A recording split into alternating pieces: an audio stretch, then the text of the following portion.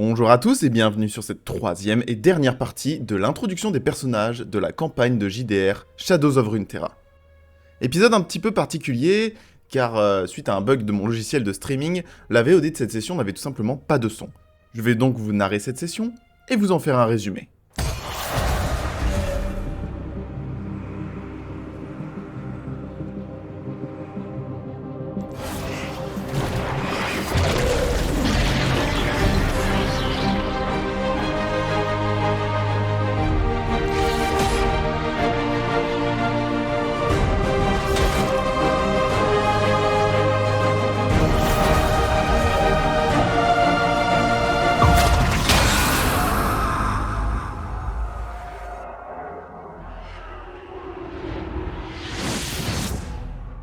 Eda est une jeune femme née dans le Freljord. De nature plutôt maladroite, elle a pu causer quelques dégâts dans son village natal à cause de certaines aptitudes mystérieuses qui se sont éveillées en elle.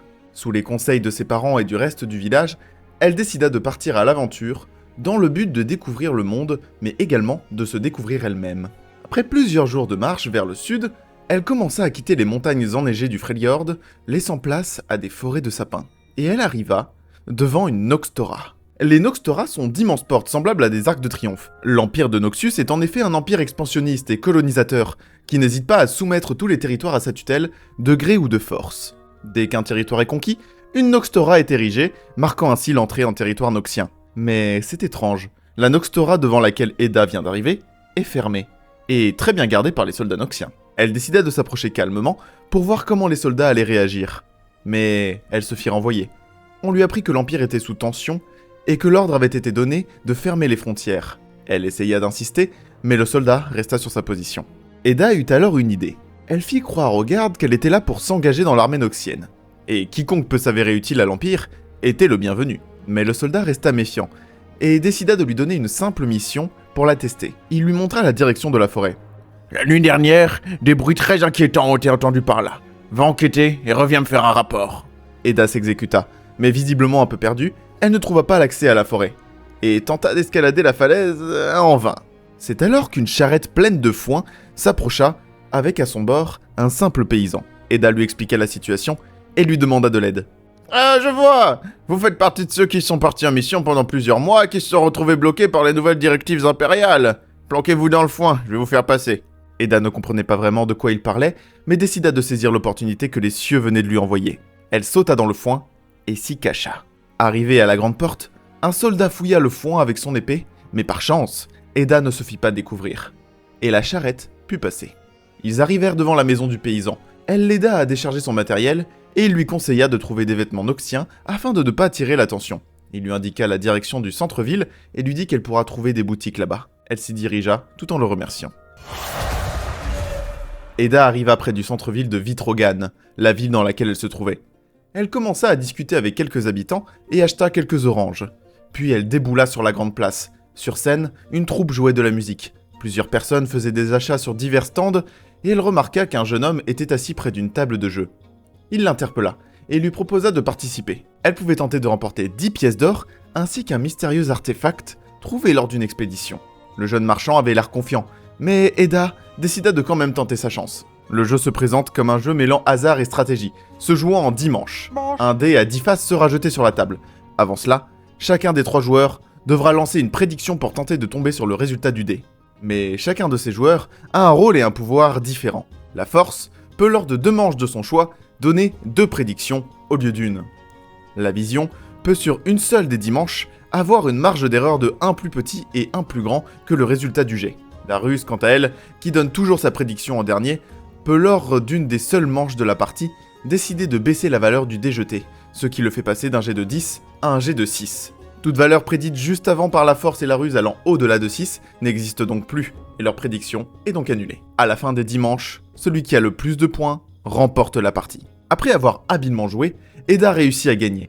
À contre-cœur, le marchand lui donna sa récompense. Elle gagna donc 10 pièces d'or et également ce mystérieux pendentif. Il a une apparence des plus banales, mais en le touchant, elle ressentit quelque chose, comme un fourmillement au bout de ses doigts.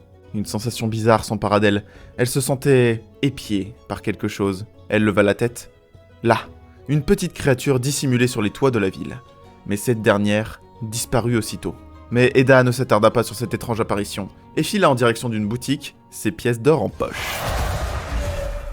Notre jeune archère entra dans une boutique. À l'intérieur, plusieurs tables et présentoirs jonchés d'objets, d'armes et de potions en tout genre. Au fond de la pièce, elle remarqua également un portant sur lequel se trouvaient diverses armures et tenues noxiennes. La vendeuse, nommée Myrtille, fit son apparition.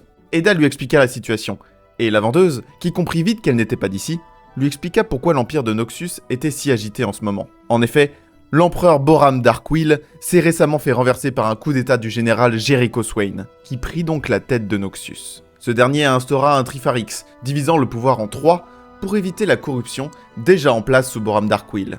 Vous l'avez compris, la force, la vision et la ruse. Myrtille lui expliqua également que si les frontières étaient fermées, c'est parce que Jericho Swain a ordonné la fin et le repli de toutes les expéditions expansionnistes afin de se concentrer sur les problèmes internes de Noxus. Les différentes armées reviennent petit à petit. La semaine dernière, c'est l'armée du grand commandant Darius qui est revenue du Freljord.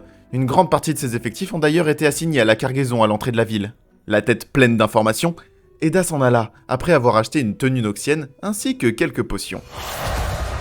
En revenant sur la grande place, elle passa à côté d'un homme, debout sur un tonneau qui hurlait des choses à la foule. « Pourquoi vous ne voulez pas vous en rendre compte que ce nouveau général n'est qu'un imposteur ? Boram Darkwill était notre seul et unique dirigeant. Que va-t-il advenir de Noxus maintenant ? Comment pouvez-vous rester si passif ?» Visiblement saoulé, plusieurs personnes s'en allaient, pendant que d'autres se moquaient de lui. Eda tenta de le questionner sur son énervement. Le jeune révolutionnaire commença à bafouiller et répétait exactement la même chose. Jericho Swain n'est pas notre véritable dirigeant. C'était un coup d'état. C'est une honte.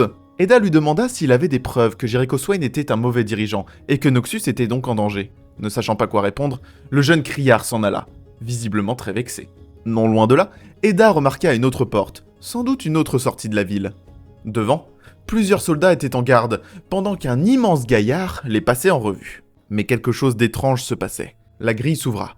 Un groupe de 4 personnes passa la porte et entra dans la ville. Il semblait être attendu. Après un bref échange avec le grand gaillard, le groupe se dirigea vers l'estrade au centre de la place, dégageant au passage la troupe de bardes qui jouait de la musique. L'un des nouveaux arrivants semblait être plus haut gradé que les autres. Il s'adressa à la foule. « Un ordre spécial pour une expédition a été lancé par notre nouveau grand général Jericho Swain. En effet, d'après les rapports, l'armée de la grande commandante Ambessa Menarda serait revenue de Piltover.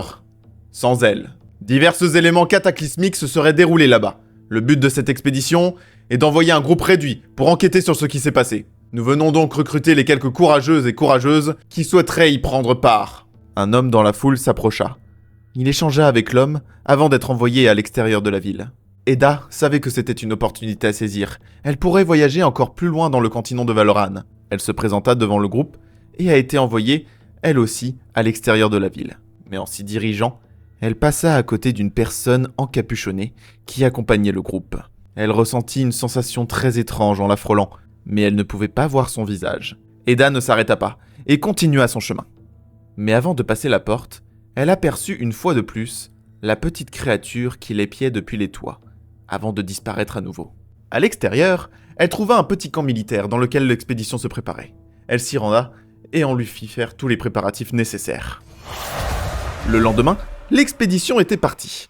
Plusieurs charrettes roulaient côte à côte, plusieurs recrues étaient assises dedans ou bien marchaient à côté. Eda était assis dans la même charrette que la mystérieuse femme encapuchonnée, et elle ne pouvait toujours pas voir son visage. La petite créature les avait visiblement suivis et les épiait depuis la forêt. La femme mystérieuse l'avait également repérée, mais restait très calme et se reconcentra sur la route. Après plusieurs heures, la caravane arriva au niveau d'un campement noxien, mais quelque chose semblait ne pas aller. Les tentes semblaient déchirées et saccagées. Une fumée noire s'en échappait. Un soldat fut envoyé en éclaireur. Après quelques instants, il revint en courant, complètement paniqué. « C'est horrible! Le camp complètement détruit! Des cadavres partout! C'est horrible !» Le commandant lui passa devant et se dirigea, arme à la main, vers le camp. Eda et quelques autres soldats le suivirent. Comme l'avait décrit l'éclaireur, le camp était dévasté. Les tentes arrachées, les chevaux en sang gisaient sur le côté, et plusieurs soldats morts jonchaient le sol. Une fumée noire se dégageait de certains d'entre eux, et des silhouettes sombres et fumantes se dessinaient sur le sol. Eda remarqua que l'un d'entre eux bougeait encore faiblement. Elle s'approcha doucement de lui et tendit son oreille. À bout de souffle, il lui dit « On a été attaqué. Fuyez !» Et il rendit son dernier soupir. Au même moment, quelque chose sortit de sous les arbres. Un immense ours se dirigeait vers eux, en grognant. Un combat s'engagea. Le commandant était au corps à corps avec l'animal, et les deux tentaient de s'attaquer. Eda encocha une flèche et tenta de le faire fuir. Mais l'animal était bien trop résistant. Mais à plusieurs, il parvenait à le déstabiliser et à le blesser. Quand soudain, tout s'arrêta. L'ours se tenait sur ses pattes arrière. Il renifla un coup, tendit l'oreille en direction de la forêt, avant de prendre ses pattes à son cou. Un immense et effroyable cri résonna à travers toute la forêt. Le sol trembla et les arbres se faisaient arracher. Eda observa, à travers les arbres, une queue immense, une aile tranchante et une énorme tête reptilienne ornée de cornes apparut. Un immense dragon se dirigeait vers eux. Eda comprit comment le campement s'était retrouvé dans cet état. Plusieurs soldats arrivèrent en renfort depuis la caravane. Mais Eda, bien consciente du danger que représentait cette immense créature, recula de peur. C'est alors que la femme mystérieuse se glissa derrière elle. Elle lui dit « Votre place n'est pas ici. Fuyez si vous tenez à la vie. » Et elle se dirigea très calme vers la bataille. Eda ne prit pas le temps de comprendre et s'enfuit. Derrière elle, des bruits de bataille, le bruit des épées se brisant sur les écailles du monstre, des gerbes de flammes embrasant la forêt et de multiples crissements qui semblaient provenir de petites créatures qu'Eda n'arrivait pas à identifier au son. Elle courut, loin du chaos qui s'approchait de plus en plus. C'est alors que la petite créature surgit devant elle. « Nous n'avons plus le temps, il faut s'enfuir !» Elle se jeta sur Eda et plongea sa main dans son sac. Elle en ressortit le mystérieux pendentif qu'Eda avait gagné la veille. La jeune archère tenta de lui reprendre. Les deux le tenaient fermement. La petite créature sautillait sur son épaule en agrippant fermement l'artefact qui se mit à briller. Eda était perdue. Elle tourna sur elle-même et se battant avec ce petit voleur pendant que le chaos s'approchait d'elle. Et soudain, un voile blanc envahit son champ de vision. Elle se retrouva dans le vide. Elle se sentait tomber et s'élever à la fois, comme emportée par un torrent. Elle perdit la notion du temps et d'espace. Tout tournait autour d'elle. Le voile blanc revint, et puis tout s'arrêta. Elle était allongée dans l'herbe. Un doux vent lui caressait la joue. Tout était devenu très calme. Plus un seul bruit de bataille. La jeune archère se redressa. Elle regarda autour d'elle, et l'incompréhension s'empara d'elle. Elle était désormais dans un paysage montagneux. Un air marin lui arriva aux narines. Quelques oiseaux volaient dans le ciel. Elle marcha un peu, escaladant une petite butte, et derrière, elle découvrit une immense ville. Comment était-ce possible ? Il y a quelques secondes encore, elle était au milieu de nulle part. Elle chercha autour d'elle, la petite créature avait disparu, et le pendentif avec elle.